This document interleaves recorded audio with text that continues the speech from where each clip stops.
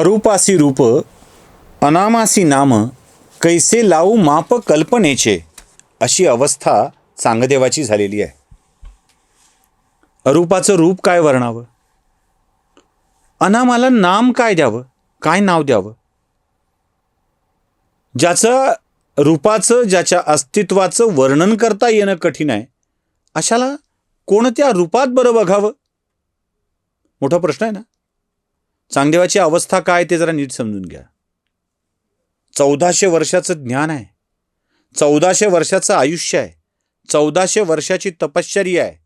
पण या 1400 वर्षाच्या तपश्चर्येतून अरूपाच्या रूपाचं वर्णन कसं करावं ते कळलंच नाही हो. ज्ञानदेवांच्या सारख्या मोठ्या माणसाला काय लिहावं काय बोलावं ते कळलंच नाही, समजलंच नाही. आणि त्याच अवस्थेला शरण जाऊन चांगदेवानी कोरच पत्र ज्ञानदेवाला पाठवलं. म्हणून मुक्ताईला म्हणता सुद्धा आलं, मेला कोरा तो कोराच राहिला.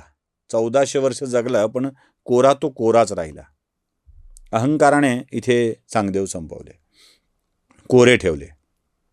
मग काय, निवृत्तीनाथांचा आदेश आला आणि ज्ञानदेवांची अक्षरं त्या कागदावरती उतरू लागली उलट टपाली पत्रामध्ये. स्वस्ति श्री वटेषु जो लपोनी जगदाभासू दावी मग ग्रासू प्रगटला करी.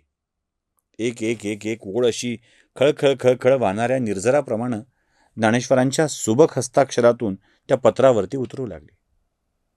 या पत्रावरच्या ओळींनी 65 ओव्या केल्या, 65. आणि चांगदेवांच्यासाठी हे 65 ओव्यांचं पत्रच पाठवण्यात आलं. चांगदेव 65 जी पुढे प्रसिद्ध झाली. हे पत्र लिहून ज्ञानेश्वरांनी निवृत्तीनाथांच्याकडे दिलं.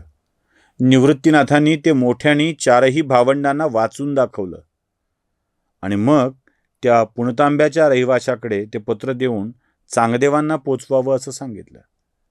आणखी एक, जाता जाता मुक्ताईनं आपल्या सोबतची शिदोरी वाटेतल्या प्रवासासाठी म्हणून त्या निरोप देणाऱ्या माणसाला दिली होती. दूताला, निरोप देणाऱ्या माणसाला सन्मानानं वागून त्याची काळजी घेतली जावी ही आमची परंपरा बरं का. त्यामुळे ते पत्र घेऊन आलेल्या माणसाला व्यवस्थित सगळं शिदोरी देऊन, पाणी सोबत देऊन रवाना करण्यात आलं. तो व्यक्ती गेला. इकडे या भावंडांचं नियमित आयुष्य सुरू झालं. ज्ञानदेवांच्या मुखातून ज्ञानेश्वरी बाहेर पडली होती. ज्ञानदेवांच्या मुखातून पसायदान निघालेलं होतं. आता चांगदेव 65 ती आलेली आहे. अजून बरीचशी ग्रंथ आहेत. हरिपाठ आहे. हरिपाठ तर निव्वळ मुक्ताईनी सांगितल्यामुळं झालेलं आहे. निव्वळ मुक्ताईनी सांगितल्यामुळं काय झालं, मुक्ताई म्हणाल्या, ज्ञानदादा आपण हे सगळं सांगितलं आहे, तू तर खूप छान सांगितलं आहे, पण तरीही ना अजून या जगामध्ये काही लोक अशी आहेत की ज्यांना त्यांच्या उद्धाराचा मार्ग नाही सापडत आहे. प्रमेयात्मक मांडणीतून नाही कळत आहे. मुक्ताई मुक्ती काय आहे हे लक्षात घ्या. काय आहे हे लक्षात घ्या. नाही सापडत आहे दादा. तुझी प्रमेयात्मक मांडणी, तुझी उदाहरणं, तुझे दृष्टांत नाही लोकांच्या लक्षात येत आहे. मला वाटतंय अजून जरा सोपं करून सांगायला हवं का. अजून जरा सोपं करून. मुक्ते अजून किती सोपं करायचं ग. नाही दादा, सोपं करायला हवं. अध्यात्म सोपं करायला हवं. देवाचं दर्शन सोपं करायला हवं. सगळेच आपल्या गुरुची साधना करून ज्ञान मिळवणारे निवृत्ती नसतील. सगळे तुझ्यासारखं ज्ञान मांडणारे ज्ञानदेव नसतील. काही असतील साधे भोळे. त्यांना कसा कळणार रे परमार्थ. त्यांना कसा कळणार त्यांचा देव कसा आहे तो. असं म्हणतेस मुक्ते. करूया ना मग. आणि मग ज्ञानदेवांच्या लेखणीतून पुन्हा झर झर झर झर अक्षरांची मौक्तिकं बाहेर पडू लागली. हरिमुखे म्हणा, हरिमुखे म्हणा, पुण्याची गणना कोण करी. हरिमुखे म्हणा, हरिमुखे म्हणा. बघा किती सोपं आहे. नुसतं हरिमुखे, हरिमुखे, हरी हरी हरी हरी हे नाव मुखातून घेत राहिलं. पुण्याची गणना कोण करी. देवाची ये द्वारी उभा क्षणभरी, तेणे मुक्तीचारी साधी येल्या. एक क्षणभर देवाच्या दारात उभे राहा. मी तुम्हाला खरं सांगू, म्हणजे आता आपण या कथेत बोलतोय म्हणून सांगतो हा, आणि ते तसंच आहे. एक कविता आहे बघा. क्षण एक पुरे प्रेमाचा, वर्षाव पडो मरणाचा. एक प्रेमाचा क्षण आयुष्यात आला की नंतर मरणाचा वर्षाव आला तरी हरकत नाही. आपली अडचण काय माहीत आहे, आपण या वाक्यांना ना प्रेयसीशी जोडून पाहतो, प्रेयसाशी जोडून पाहत नाही. देवाशी जोडून बघा बरं. त्याच्या प्रेमाचा एक क्षण पुरेसा झाला, मग वर्षाव पडो मरणाचा अशी अवस्था आली तरी हरकत नाही. कोणतंही गाणं घ्या, प्रेमातलं कोणतंही गाणं घ्या आणि ते तुमच्या देवासाठीच आहे गृहीत धरा. अगदी कोणतंही, अगदी कोणतंही. जी आर्तता, जे आपलेपण त्या प्रेमाच्या गाण्यात आहे ना, तेच त्या देवाच्या गाण्यात असलं पाहिजे. अगदी मुझे नींद ना आए, मुझे चैन ना आए, तिच्यासाठी त्याच्यासाठी नाही, देवासाठी. न जाने कहा मेरा दिल खो गया, हे वाक्य देवासाठी म्हणून बघा बरं. क्षण एक पुरे प्रेमाचा, बस एक प्रेमाचा क्षण पुरेसा झाला हो. देवाची द्वारी उभा क्षण बरी, तेने मुक्तीचारी साधी येल्या. आपली अडचण कुठे आहे माहित आहे? आपण जी आर्तता, जी खोली, जे समर्पण प्रेमात दाखवतो ना, तसंच देवाच्या बाबतीत नाही दाखवत आपण. आणि मग देव दिसला नाही म्हणतो. कौन कहते हैं भगवान खाते नहीं, तुम यशोदा के जैसे खिलाते नहीं. कौन कहता है भगवान आते नहीं, तुम मीरा के जैसे बुलाते नहीं.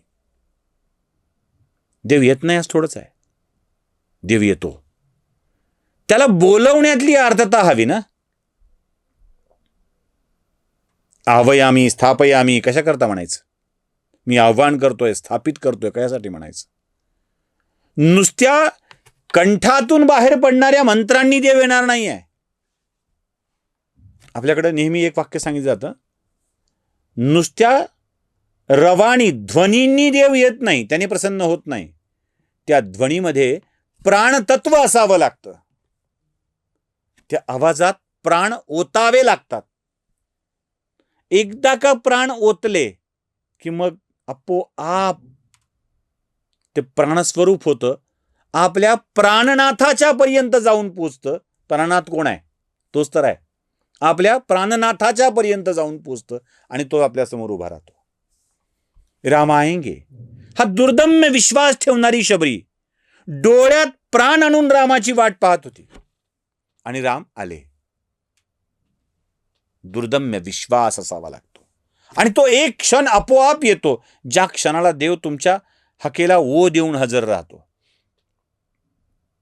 तुमच्या लक्षात येत नाही ते. आम्ही फक्त एकच करतो, देवाची ये द्वारी उभा क्षणभरी, तेणे मुक्तीचारी साधी येल्या. आमची अडचण काय होते? आम्ही जातो, मंदिरात दर्शन करतो आणि देवाच्या समोरच्या एखाद्या दगडावर थोडा वेळ बुड टेकवतो. देवाची ये द्वारी उभा क्षणभरी, बसलं पाहिजे. उपचार पूर्ण आहेत. उपचार पूर्ण करून देव नाही करणार. ज्ञानदेवानी देवाची ये द्वारी उभा क्षणभरी सांगितलं खरं, पण त्या क्षणभरासाठी तुमच्या आयुष्याची समर्पण वृत्ती त्याच्यामध्ये पाहिजे. असोनी संसारी जिव्हे वेगू करी. जिव्हेने वेग कशाचा केला पाहिजे? संसारात राहा बाबा तुझ्या तू, संसारात राहा तुझ्या तू, पण तुझ्या जिव्हेनी वेग धारण केला पाहिजे. कशासाठी? श्रीहरी श्रीहरी श्रीहरी श्रीहरी. जे मनातून ते निघालं पाहिजे. तू तुझी नैमित्तिक कार्य करत राहा, त्याच श्रीहरीला ठेव. श्रीहरी कुठे आहे? माझ्या नैमित्तिक कार्यात असला पाहिजे. असोणी संसारी जिवे वेगू करी. किती सोपं आहे बघा. देवाची ये द्वारी उभा क्षणभरी. आणि साध्य काय आहे? द्वारकेचा राणा पांडवा घरी. येतो. यावंच लागतं, चुकत नाही त्याला. तुम्ही जीवाला जीव द्या, त्या यावं लागतं. त्याच्यासाठी ते आवश्यक बनतं, तुमच्यासाठी नाही. त्याच्यासाठी ते आवश्यक बनतं. आम्ही तो द्यावाच वाटतो ना, मग जीव दे जीवाला ही ओळ विसरतो. आम्ही काय करतो, गुळाच्या ढेपीतला एवढा एवढा गुळ काढतो आणि देवाच्या समोर ठेवतो. देवा हा तुझा नैवेद्य. नाही, आज काय नैवेद्य करणं जमलंच नाही. मग घे गुळ खोबऱ्यावर भागवून देवा. तो काय म्हणतो, हो ठीक आहे, मी गुळ खोबऱ्यावर भागवतो, पण मला काय आज तुला पूर्ण आशीर्वाद द्यायला जमलंच नाही. घे थोडासा भागवून थोड्यावरच. मग आपण कायम थोडा है थोडे की जरूरत है म्हणत आयुष्य घालवत जातो. आम्हाला त्या वाक्यातलं मर्मच कळत नाही. समर्पण करणे आवश्यक असतं. हरिमुखे म्हणा, हरिमुखे म्हणा हे म्हणताना पुण्याची गणना कोण करी, या साध्याकडे पोचताना हरी हरी हरी याचं नाव नुसतं तोंडातून जिभेतून नाही आलं पाहिजे, ते अंतःकरणातून आलं पाहिजे. असोनी संसारी जिवे वेगू करी हे कळलं पाहिजे. आम्हाला ते कळत नाही, ही आमची अडचण आहे. म्हणून ज्ञानदेवांनी खूप सोपं करून हरिपाठाचे अभंग लिहिले, हरिपाठ लिहिला. खरं तर हरिपाठ आपला सगळा सांगून झालाय, सांगितलं म्हणजे तो आहे सुद्धा. त्याच्या लिंक मी त्या प्लेलिस्टची लिंक देतो सोबत, तुमच्या लक्षात येऊन जाईल. बघा हरिपाठ काय आहे, हरिपाठ कसा आहे. ज्ञानेश्वरांनी हा हरिपाठ देखील केवळ मुक्ताईच्या सांगण्यावरून लिहिला आहे. मुक्ताई काय माहीत आहे? मुक्ताई तुमच्या मुक्तीचा मंत्र ज्ञानदेवांना आठवण करून देणारी आहे. आणि ज्ञानदेवांनी त्या मुक्ताईच्या सांगण्यावरून हे सगळं लिहायचं आहे. आणि हे खूप छान पद्धतीनं आयुष्य चालू आहे. आणि एक दिवस अचानक गावच्या बाहेर हल्लकल्लोळ सुरू असतो. कशाचा हा आवाज म्हणून मुक्ता बघायला जाते आणि तिला जे कळतं ते पुढच्या भागात बघूया. नमस्कार.